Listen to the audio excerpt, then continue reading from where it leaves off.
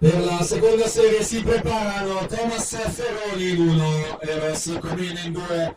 Gabriel Salio in 3, in 4 Andrea Zausa, in 5 Gabriele Alberto Carli, in 6 Davide Guerolini, in 7 Riccardo Daniel, in 8 Nicola Magro.